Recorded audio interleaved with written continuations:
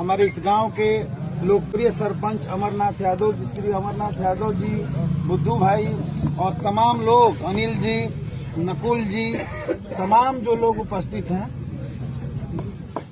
ऋषि यादव जी, और हमारे बीच जो है पूरे गांव के उपस्थित छात्र, नौजवान दोस्तों, माता एवं बहनों, बुजुर्गों, मैं तमाम लोगों को महागठबंधन की ओर से हार्दिक अभिनंदन करते हैं, प्रणाम करते हैं, जय भीम लाल सलाम करते हैं। बहुत बात आप लोगों ने हमारे हरिंदर भाई से, दीपक जी से और अमरनाथ भाई से सुन लिया है। समय बहुत कम है। आप जान रहे हैं कि इस बार का चुनाव आयोग ने बहुत जल्दी में करा रहा है। 3 महीना का समय वोट चुराने में ले गया। हम लोग लड़ करके किसी तरीके से वोट को बचाए। आप लोगों ने सारा कथा कहानी जानते हैं। पूरे बिहार से सर्वे रिपोर्ट जो आया उसमें भाजपा हार रही थी, जदयू हार रहा था और तेजस्वी जी की सरकार बन रहा था। इससे घबरा करके सारे कारनामे किए गए। लेकिन मैं आप लोगों को बता दूं कि पिछले बार मैं आप लोगों के बीच वोट मांगने नहीं आ पाया था। आप जान रहे हैं, उसके बावजूद भी आप सब लोगों ने अपार प्यार स्नेह दे करके, तन मन और धन लगा करके मुझे विधानसभा में भेजा और जेल से छुड़ा करके लाया। इसके लिए मैं आपको धन्यवाद देता हूँ। अब मुझे यही कहना है कि 5 साल का जो मुझे समय मिला, 5 साल नहीं बल्कि 4 साल, 6 महीना तो जेल में ही रह गए और बाद में निकले तो कोरोना काल था। इतने दिनों में एक सुख दुख में जनता के जब भी लोगों ने पुकारा, जब भी हमारे कान में आवाज आया, मैं पहुंच करके उनके साथ खड़ा रहा। हर मामले में हमने हस्तक्षेप किया और जहां कहीं भी जनता के सवाल खड़े हुए तो सड़क पर भी जरूरत पड़ी, थाना पर भी घेरने की जरूरत पड़ी, ब्लॉक घेरने की जरूरत पड़ी, डीएम के यहाँ घेरना पड़ा, तो सभी जगहों पर हमने संघर्ष किया और साथ ही साथ विधानसभा में 200 से ज्यादा क्वेश्चन उठा करके जनता के समस्याओं का समाधान किया। और ऐतिहासिक तौर पर इस 15 साल में जो विकास नहीं हुआ, 5 साल में करके हमने जीरादेई को ऊंचाई पर ले जाने का काम किया है। आप देख रहे हैं, जीरादेई से आने वाली सड़क हमने 3-4 साल लड़ा है। अंत में जब देखे कि नहीं होगा, मुख्यमंत्री जी आ रहे हैं, तो हम लोगों ने चुनौती दे दिया। हमारे सारे भाई यहाँ बैठे हुए हैं, राजेंद्र बाबू के मूर्ति के सामने धरना दे करके कि अगर आएंगे तो घुसने नहीं देंगे।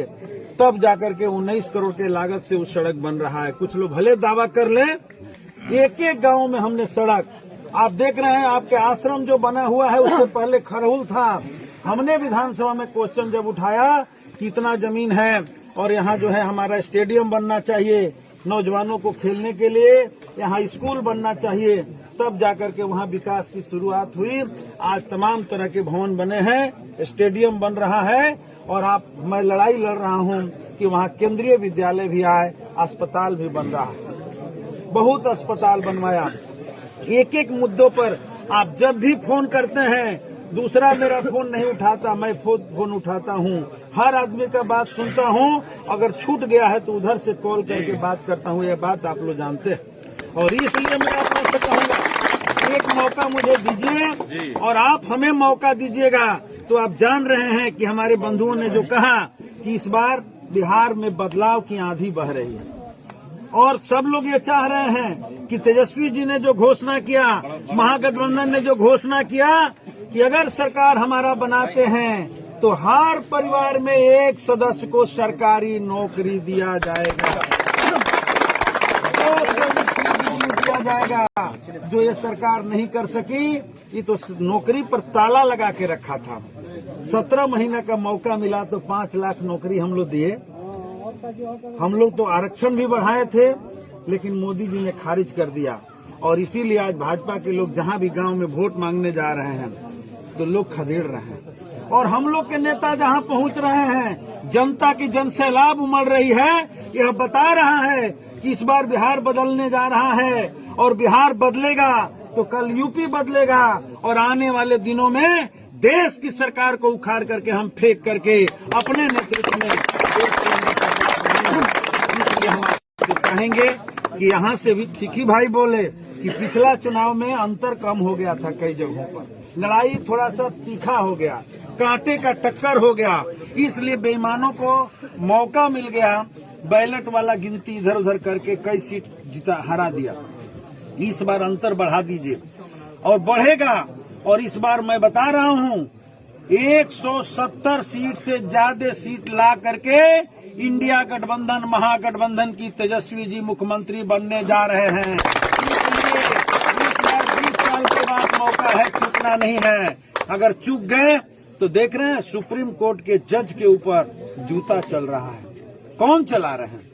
वो वही लोग हैं जो आरएसएस के प्रोग्राम में उनकी मां को बुलाते हैं और वो कहती है कि मैं अम्बेडकरवादी हूं, मनुवादियों के प्रोग्राम में नहीं जाएंगे तो उन्हें अपमानित किया जाता है। कहा जाता है कि दलित है, तुमको ऊंच पद पर बैठाएंगे लेकिन मेरा गुलामी तुमको करना पड़ेगा।